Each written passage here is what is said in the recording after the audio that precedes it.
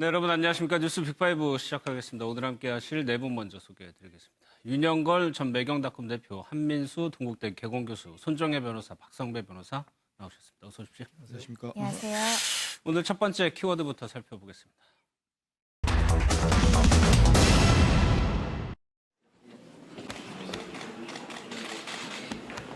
(227) 전당대회는 2주 이상 연기돼야 한다. 그러지 않을 경우 12일 후보 등록을 하지 않는다. 오늘 홍 대표님만 안 오셨는데 오늘 말씀하신 예, 다 동의하고 있습니다. 예. 전화 통화다 했지. 6분이 보이콧을 하시게 되면 나머지 두 분한테 결과적으로 그냥 좋은 일만 시키는 게 될 수도 있는데 그냥 발표한 대로만 거기에 이제 해석을 붙이시면 됩니다. 네, 정말 고뇌하고 고민했습니다. 그리고 이 자리에 다시 섰습니다. 당의 비상식적인 결정들에는 아직도 동의하기가 어렵습니다. 우리 당의 좋은 자원들이 함께 나아가는 그런 모습을 보이는 것은 굉장히 바람직한 일이라고 저는 생각을 합니다. 오세훈 전 시장이 결국 출마 쪽으로 가닥을 잡으면서 대진표가 거의 완성이 됐습니다. 오늘 마감이니까요. 네, 이달 27일이 그 자유한국당의 전당대회인데 예. 해필이면 미 북한 정상회담이 베트남에서 열리는 게 그 날짜랑 겹치잖아요. 예. 그래서 일부 후보들이 연기하자 했는데 당 선거 관련해서 받아들여지지가 않았거든요. 근데 이제 다른 분들은 이제 5명은 마지막까지 보이콧에서 포기를 하고 예. 이제 오세훈 전 시장은 마지막에 오늘 번복을 해서 예. 출마를 하겠다. 뭐 이렇게 돼서 황교안 전 총리, 김진태 의원, 오세훈 전 시장 이게 3파전이 되는 거죠. 예. 그러니까 자칫해서 한두 명만 나오면 정말 전당대회가 당 잔칫날인데 예. 모양이 아주 안 좋을 뻔했는데 그러니까 오세훈 전 시장이 빠졌으면 2명이 경선을 하게 그렇죠. 되는 2명이 나오면 굉장히 좀 싱거울 뻔했는데 예. 그나마 뭐 3파전이 돼서 좀 다행이 아닌가 싶습니다. 왜 엊그저께 손흥민 선수가 예. 그 토트넘에서 마지막에 골 넣었잖아요. 넣었죠. 그 전에 골대 앞에서 페널티킥을 얻을 수 있는데 심판이 오히려 손흥민 선수한테 경고를 줬거든요. 예. 그래도 끝까지 해서 그 골링을 넣었어요. 멋있게. 그러면서 손흥민 선수가 하는 얘기가 심판의 판정도 잘못됐지만 경기에 안 하다 그랬거든요. 그래서 3파전이라도 저렇게 이루어진 게 다행이고 보이콧한 분들에 대해서는 네. 조금 좀 지지해주기가 좀 어렵지 않느냐 이 생각이 듭니다. 그러면 한 교수님 이렇게 출마하겠다고 해가지고 실제로 후보 등록이 안 되는 경우가 한국당뿐만이 아니고 다른 당에서도 그런 것들을 종종 볼 수가 있거든요. 그렇죠. 그럼 왜 그러는 겁니까? 끝까지 이제 판세를 보는 겁니다. 판세를 네. 보고 이제 본인이 뭐 당선될 가능성이 높으면은 합종 연행도 하면서 왜냐하면 등록하면은 네. 기본적으로 돈도 좀 들어가고요. 전국적으로 조직을 또 움직여야 되기 때문에 막대한 선거비용도 듭니다. 근데 이번 거는 좀 상황이 다르죠. 네. 성격이 다릅니다. 왜냐하면 27일로 다 정해놨는데 그거가 이제 북미 정상회담이 잡히니까 연기를 요청을 했어요. 그거를 특히 8명의 후보 중에 절대 다수인 6명이 보이콧을 하겠다. 네. 물론 뭐 효동 자리에는 홍준표 전 대표 같은 경우 가진 않았습니다. 그리고 제일 먼저 빠졌는데 그런 상황인데 제가 볼 때도 이거는 사실 북미 정상회담이 2월 말 정도에 열릴 거라는 건 다 알려졌을 거거든요. 근데 제1야당의 전당대회를 정해놓고 이것 때문에 흥행에 뭐 내세운 건 흥행이었죠. 네. 흥행 때문에 바꾸자고 하는 거는 사실 명분은 좀 약했다고 봅니다. 그리고 선관위가 강하게 나가니까 처음에 여기 나오는 것처럼 화면 나오는 것처럼 일사불란하게 대우를 했다가 결국은 그 오세훈 전 시장만 네. 일단 출마하는 걸로 하고 나머지 5분이 드랍을 하게 된 겁니다. 뭐 전당대회를 해봐야 알겠지만 결과가 근데 이후에 한국당의 미래를 점쳐볼 때 처음에 시작할 때는 분위기가 굉장히 좋았단 말이에요. 이후도 좀 쉽지 않을 것 같다는 생각이 듭니다. 그렇죠. 뭐 이번 전당대회가 처음에는 그래도 8명이 나와서 네. 상당히 각축전을 보일 거로 이렇게 봤는데 황교안 전 총리가 의외로 좀 두각을 나타내는 편이잖아요. 네. 그러니까 다른 후보들이 상당히 좀 밀리는 그런 경우가 지금 나와가지고 이번에 보이콧한 여러 가지 원인 중에 하나가 그것도 좀 있지 않느냐 이런 생각이 듭니다. 하지만은 오세훈 전 시장은 출마를 다시 하기로 한 게 상당히 이 본인 미래를 위해서 도움이 되지 않나 싶어요. 과거 시장 때 무상급식 때 사퇴하고 정치 활동을 접은 지가 지금 꽤 오래됐거든요. 네. 그래서 이번에는 오히려 실리를 찾자는 면에서 좀 참여하는 게 상당히 좀 잘하지 않았느냐 싶고 네. 홍준표 대표는 오히려 저는 불참한 걸 잘했다고 봐요. 네. 어. 홍준표 대표가 지방선거 실패한 것 때문에 사실 물러나서 비대위가 열렸거든요. 네. 그러니까 그 비대위 열리는 당대표에 또 출마하는 게 모양이 좀 그렇잖아요. 예, 예. 그러니까 어떻게 보면 바둑으로 말하면 세력 바둑인데 이번에 당대표가 되더라도 내년 총선까지 가기가 사실 여러 곡절이 많을 겁니다. 예. 그럴 때 또 기사회생할 수도 있으니까 2보 전진해서 1보 후퇴했다 저는 이렇게 봅니다. 알겠습니다. 그런데 황교안 전 총리에 관련 이제 후보라고 해야 되겠네요. 손정혜 변호사님. 글쎄 특검 관련해가지고 말을 좀 바꿨습니다. 그렇습니다. 특검이 수사기한 연장 요청했을 때 연장하지 않았다라고 이야기한 것으로 이제 여러 인사들에 의해서 비판을 받았습니다. 네. 직권 남용 행위한 거 아니냐, 권력을 이용해서 법 집행을 방해한 거 아니냐 이런 여러 가지 비판적인 목소리가 높아지다 보니까 어제 이제 해명을 했는데 해명의 내용은 수사가 다 끝났고 수사할 거 다 했기 때문에 연장하지 않았던 것뿐이지 마치 수사할 것이 남아있는데 권력을 남용해서 수사를 중단시킨 것은 아니다라고 이제 해명을 했고요.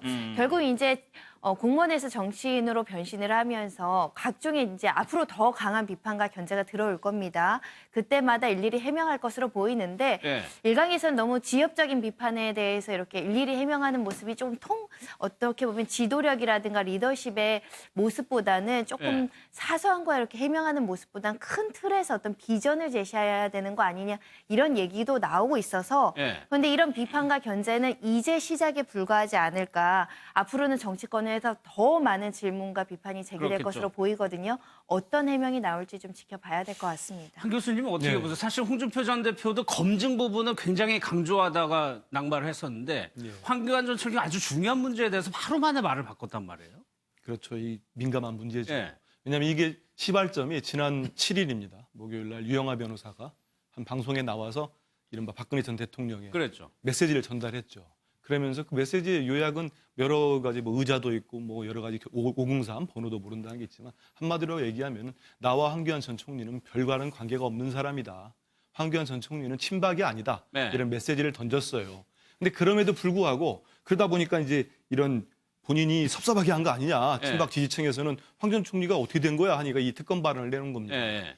1차 수사하고 특검이 연장하려고 할 때 본인은 그걸 자기가 막았다는 거죠. 불허했다. 사실 이게 문제가 될 만한 발언이죠. 예. 지금 여당이나 물론 다른 야당에서도 그게 사실이라면 직권남용 아니냐 이렇게 걸 수 있는 충분한 문제 소지가 있습니다. 근데 말씀 나왔다시 이제 본격적인 이제 레이스가 시작됐어요. 네. 3명이서. 그러면 이제 한 27일까지 보름이 남았는데 이때 많은 제기를 할 겁니다. 다른 후보뿐만 그렇겠죠. 아니고 여당에서도 네. 하고 다른 야당에서도 할 건데 이때 황 전 총리가 어떻게 대응하냐에 따라서 뭐 아직까지는 제가 볼 때는 물론 박 전 대통령의 메시지가 나왔습니다만 그 대세론이 뿌리채 흔들리고 이 정도는 아닌 것 같아요. 왜냐하면 네. 특히 친박 중진 의원들이 그렇다고 해서 오세훈 전 시장 쪽 가기 뭐한 분들이 많거든요. 예. 그래서 유지가 되고 있는데 그렇지만 앞으로 어떤 일들이 나올 때 예. 또 박 전 대통령의 제2탄의 메시지가 나올 수도 있는 거고요. 그럴 때 어떻게 대처하느냐. 이게 상당히 중요할 것 한번 봐야 되겠다는 말씀이시죠. 그렇죠. 김진태 의원의 얘기도 한번 봐야 되는데 박성배 변호사님 글쎄요. 문재인 대통령의 특검을 하겠다고 얘기를 하고 있거든요. 그러니까 어제 밝힌 입장이 싸울 줄 아는 강한 야당을 만들기 위해서 출사표를 던졌다. 내가 당대표가 되면 쌍끌이 특검으로 탄핵과 대선이 부당했다는 것을 밝힐 것이다라고 이야기를 밝혔는데요. 최근에 김경수 경남지사가 유죄 판결을 받고 법정 구속이 됐지 않습니까? 그 윗선을 특검으로 밝혀내겠다. 문 대통령과 김경숙 여사가 연루돼 있는지를 특검을 통해 밝히겠다. 그와 더불어서 지난 박 전 대통령 탄핵이 부당했다는 것을 밝히는 특검도 통과시키겠다. 이 두 가지 쌍끌이 특검을 통과시키겠다는 네. 의사를 밝혔습니다. 그러면서 오세훈 전 서울시장은 박근혜 극복론을 주장한 바가 있는데 그런 식으로 주장하게 되면 당이 망한다. 나랑 가장 대척점에 있는 사람이다라고 밝혔습니다. 예. 당대표가 대면이라는 전제 조건이 있습니다. 홍준표 전 대표 아까 그 뭐 잘한 결정이라고 말씀하셨는데 배현진 전 대변인이 사실 대변인직까지 놓으면서 홍 전 대표를 도왔었단 말이에요. 네. SNS에 글을 썼는데 좀 의미심장한 부분이 있어요. 예, 뭐 튤립 사진을 올렸어요. 사진 올리면서 시들어 죽은 줄 알았던 튤립이 겨우 살아났다. 우리 당을 보는 것 같아 마음이 아프다. 뭐 이런 식으로 했는데 뭐 튤립을 어떻게 보면은 자유한국당을 상징할 수도 있고 예. 또 홍준표 대표를 상징할 수도 있죠. 거의 죽어갔는데 물을 주니까 다시 살아났다. 뭐 그러니까 지금은 좀 어렵지만은 앞으로 더 좀 좋아지면은 기회가 다시 올 거다. 뭐 이런 걸 상징하는 거 아니냐 하는데 지금 뭐 전당대회도 좀 비판하고 배현진 아나운서가 예. 했는데 저는 튤립 사진보다 차라리 매화꽃 같은 걸 올리면 더 좋지 않을까 싶어요. 2월이 이 추울 때 매화가 피잖아요. 그래서 그런 얘기 있잖아요. 매한 불매향. 예.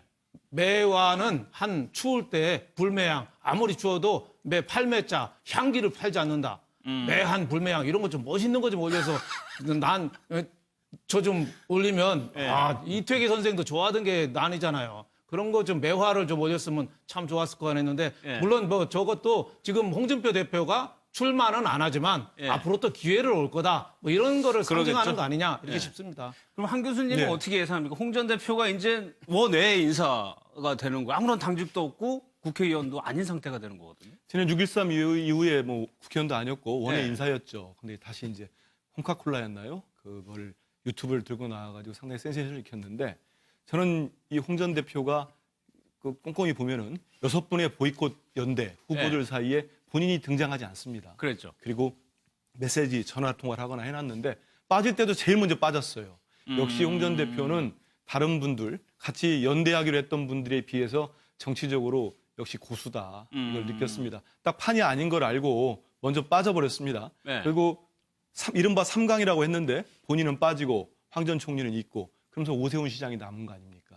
오 전 시장 입장에서는 본인까지 빠지면은 뭐 좀 전에 말씀 나왔습니다만 2011년에 무상복지 때 서울시장까지 던졌었는데 그게 또 오버를 뗀단 말이죠. 그러니까 어찌됐든 이제 비박계를 모아보겠다 어떤 전략 하에서 딱 오늘 개혁보수 중도보수를 기치를 들고 나왔죠. 그러니까 홍 전 대표 입장에서는 크게 손해보지 않는 장사를 했다고 볼 수 있습니다. 알겠습니다.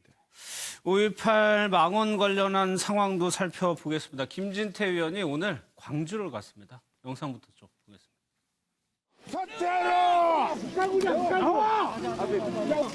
서울로 가라면 인간 쓰레기 그냥 인간 쓰레기. 야 막아. 이러지 마시고. 제가 광주를 방문한 이유는 원래 계획됐던 일정입니다. 원래 제가 뭐 여기 못 올 이유는 없다 이렇게 생각합니다. 명단은 좀 공개해야 되겠다. 그렇게 해서 투명하게 하는 게 좋겠다 이런 얘기입니다. 제가 아는 범위 내에서 이 5.18 피해자분들도 그것을 원하고 있습니다. 저도 이분들의 아픔을 함께하고 있습니다.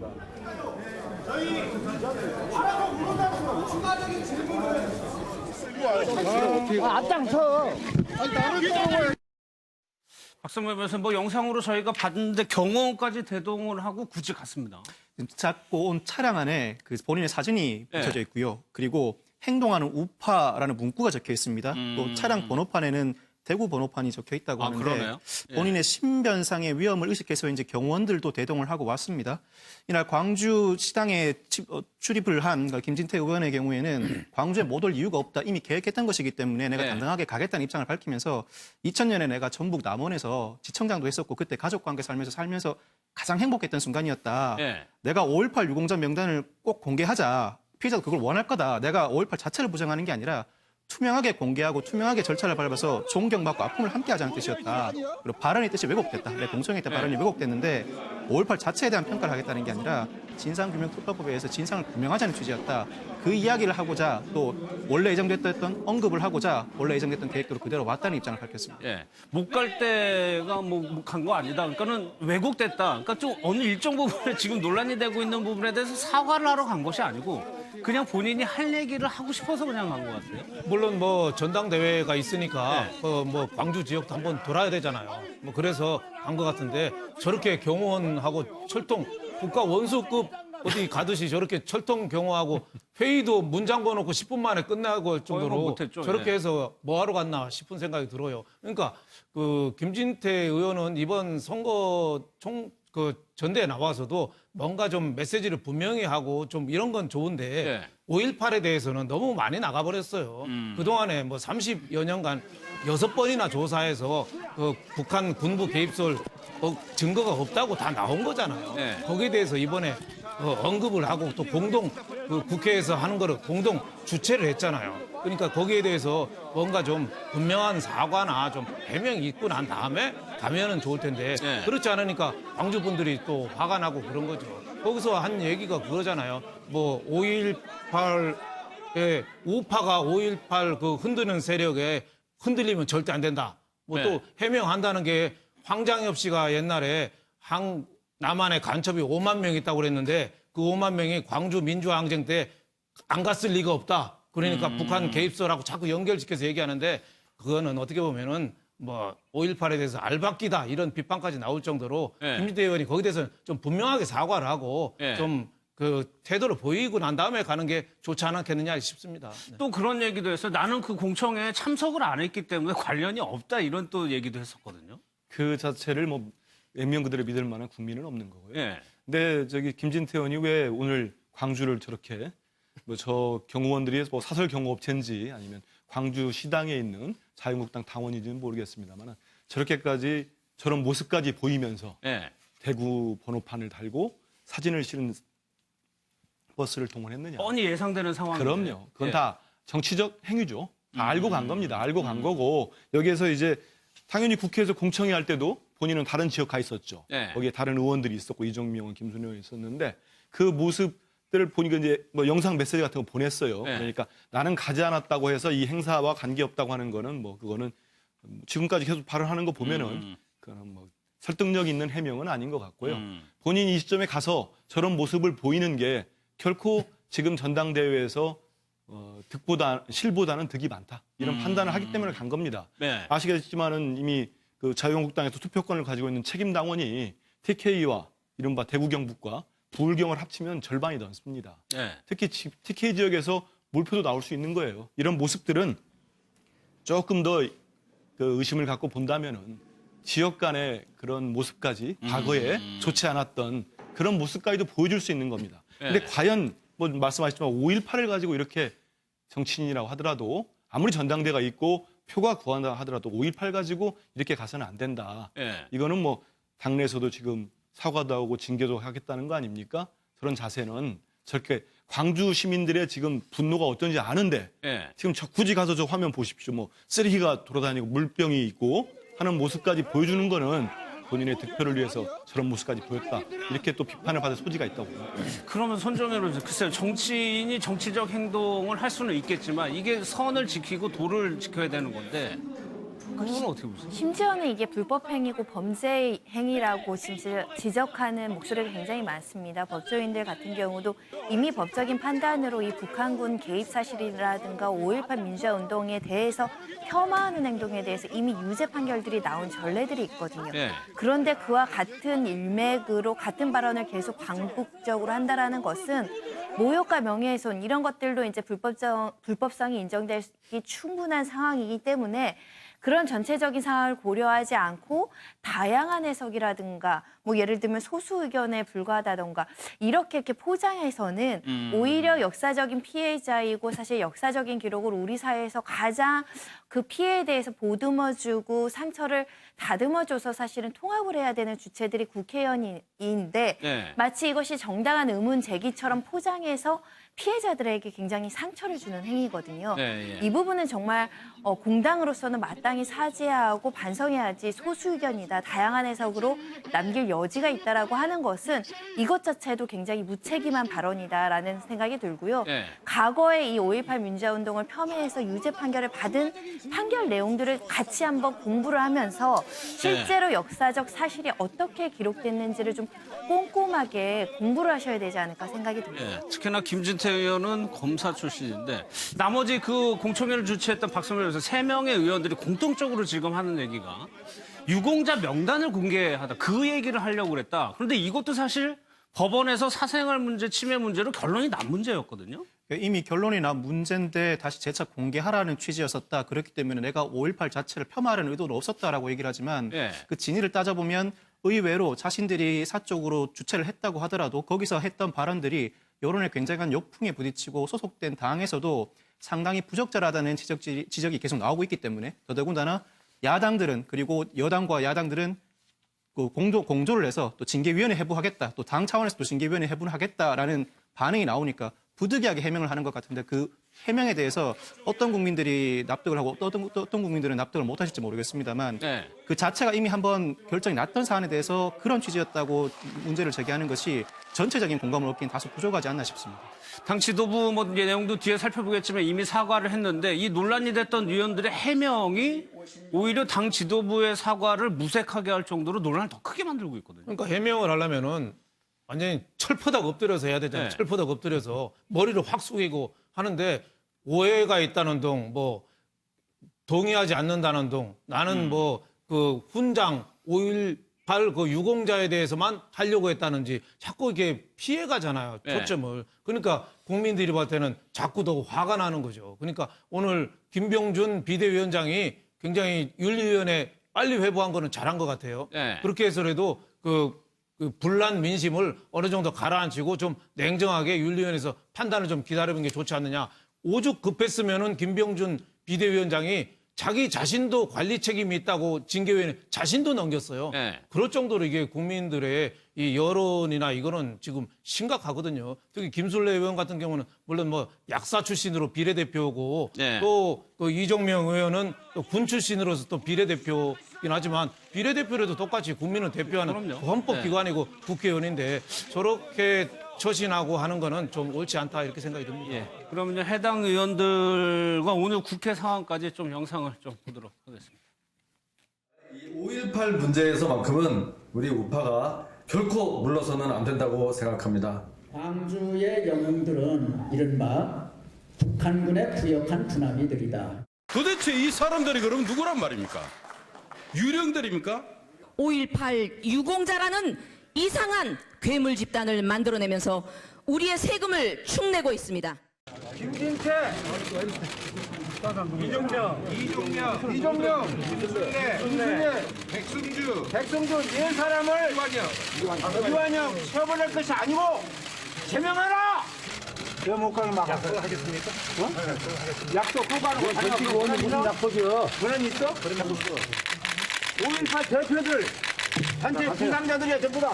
나는 부상자고. 그러니까 절차를 따라 무슨 절차야? 그럼 나오라고 그러면. 반드시 제명에 해당하는 중징계가 내려져야 된다고 생각합니다. 제명 조치할 수 있도록 여야 사당은 찰떡 공조로 최선을 다하도록 하겠습니다.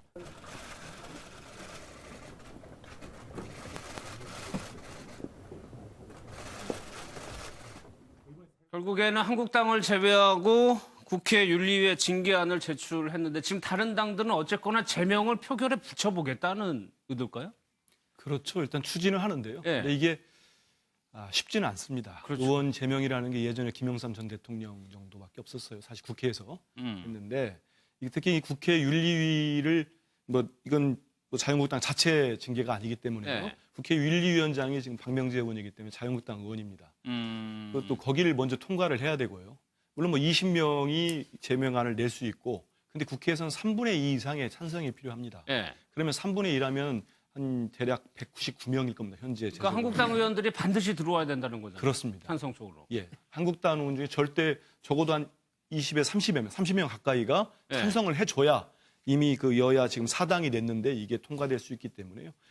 그럼 제가 볼 때는 이제 국회 윤리위에 이거 말고도 지금 뭐 서영교 의원이랄지 손혜원 의원이랄지 여러 그렇죠. 의원들 건이 지금 여러 군데에서 각 당들이 낸 것들이 있습니다. 예. 있다 보면은 결국 이게 여론에 따라서 상당히 영향을 받지 않을까 예측해 봅니다. 예. 이게 과연 이 5.18 이런 망언이라고 해야 되겠죠? 이 국민적 분노랄지 이런 것들이 계속 지속되거나 오늘 보니까 이종명 의원 같은 경우 입을 닫고 있다가 예. 오늘 입장문이라고 내놨는데 뭐냐면요. 그겁니다. 이 북한군 개입설이나 이런 것들을 승복할 수 있게 증명이 된다면 본인의 공개가 이게 유공자 명단이 또 공개되고 예. 하면은 국회의원직을 사퇴하겠다. 이게 조건을 걸었거든요.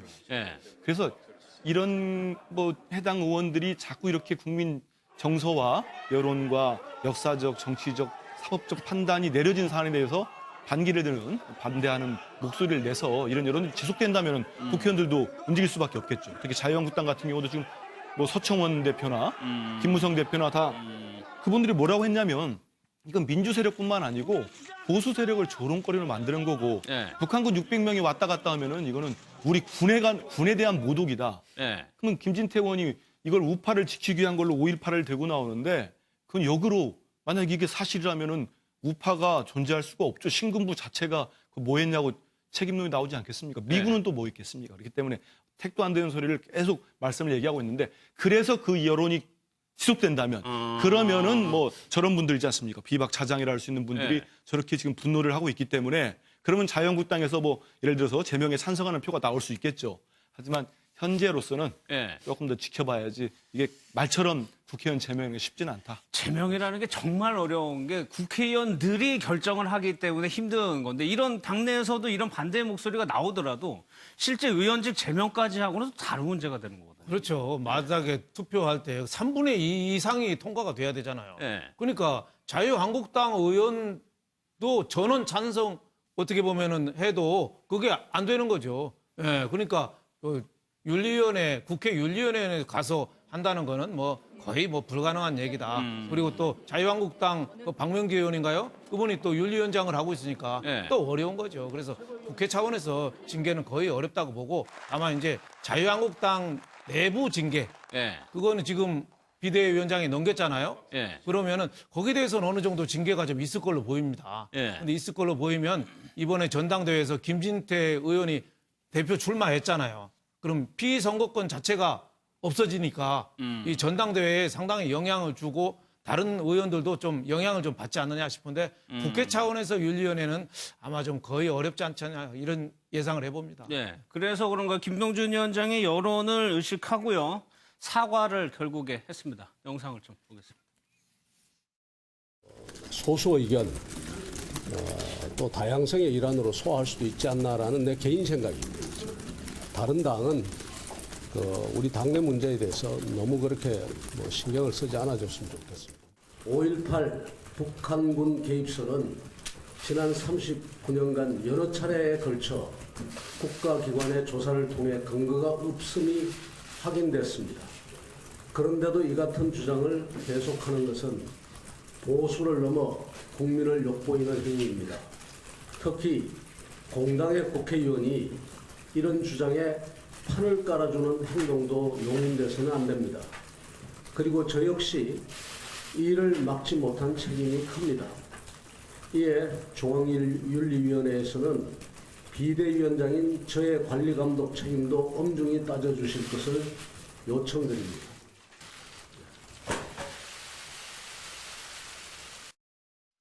일어나서 사과까지 했는데 손정혜 변호사 불과 어제만 하더라도 다양성 얘기를 언급했었단 말이에요. 김병준 위원장. 상황 판단에 대해서 좀 이해가 부족하지 않았을까 싶습니다. 왜냐하면 실제로 뭐 세금을 축내는 괴물 집단이라는 표현은 제가 아까 말씀드린 것처럼 범죄로 처벌될 수 있을 만한 수위의 발언인데 이런 발언에 대해서 소수 의견이다 다양한 해석이 존재할 수 있다는 것은 우리 각종의 명예훼손이나 모욕이나 이런 범죄를 규정한 것은 일정 부분 정치적인 의견이나 해석에 대한 의견을 표명할 수 있지만 그것이 적정한 수준을 넘어서 타인에 대해서 침해를 하게 되면 인격권에 대한 침해를 하게 되면 범죄로 단죄하겠다는 거거든요. 그런 범죄로 단죄할 수 있는 수위의 표현을 가지고 이것을 포용할 수 있다라고 얘기를 하는 것은 결국 범죄자를 두둔하고 오히려 그 범죄로 인해서 피해를 받는 사람에게 2차를 가해를 할 수 있는 부분이기 때문에 공당으로서는 있을 수 없는 지적입니다. 아마도 내부에서 그런 지적이 있었던 것 같고요.